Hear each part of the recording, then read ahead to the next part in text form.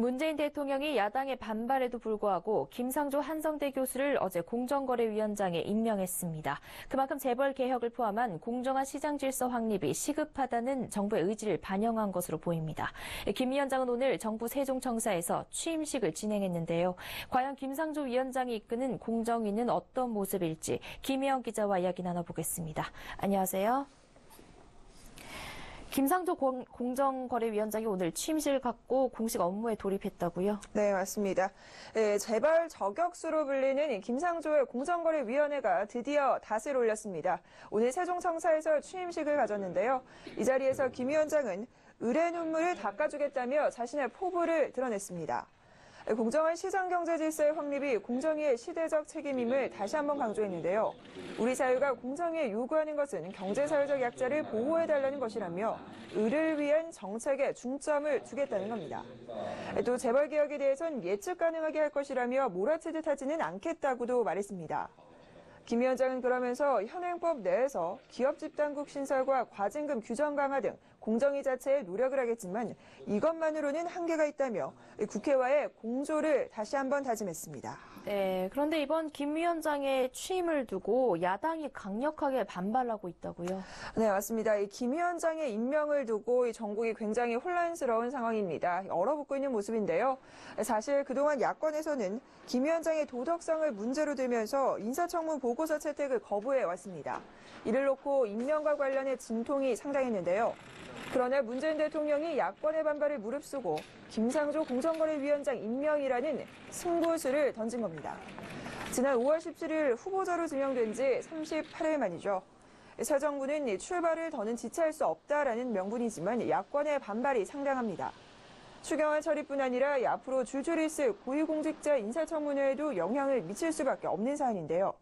실제 오늘 행정자치부 김부겸, 해양수산부 김영춘, 문화체육관광부 도종환 후보가 인사청문회 심판대에 올랐습니다.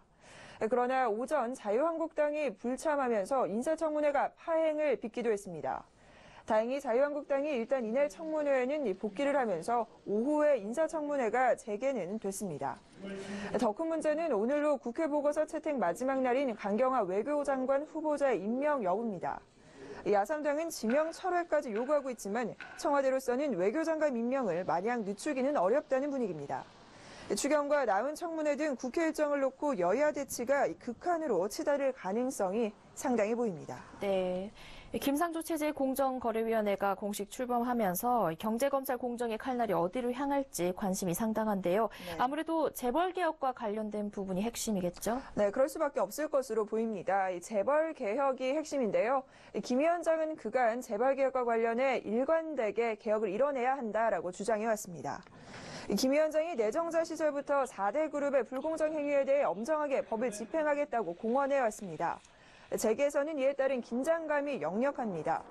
우선 현재 있는 기업 집단과를 9구로 확대 개편해 대기업 지배구조 등 경제 분석과 조사 기능을 보강한다는 계획입니다. 기업 집단국은 과거 대기업을 조사하기 위해 김대중 정부 당시 만든 조사국 기능을 하게 됩니다. 당시 조사국은 대기업의 반발로 2005년 폐지됐는데요.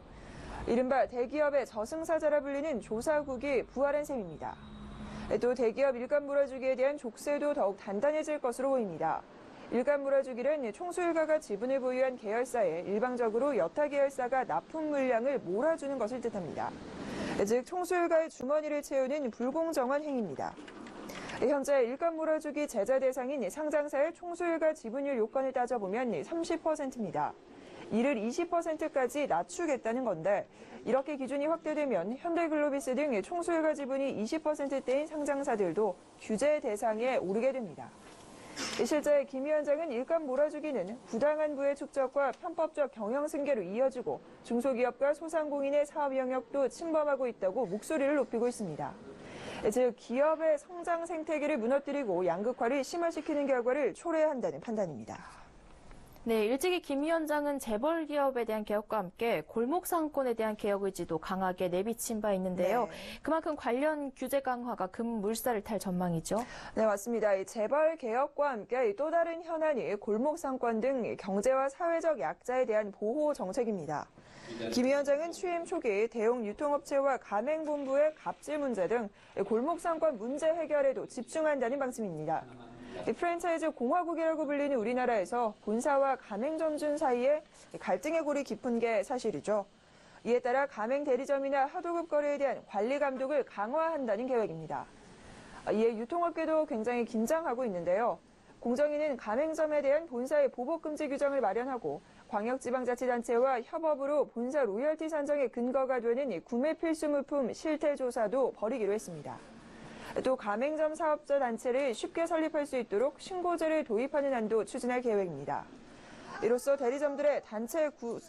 이로써 이 대리점들의 단체 구성권을 보장하고 가맹본부에 대한 사업자들의 협상력을 높인다는 구상입니다. 네, 김상조 위원장이 이끄는 공정위 방향에 대해 김혜영 기자와 이야기 나눠봤습니다. 고맙습니다.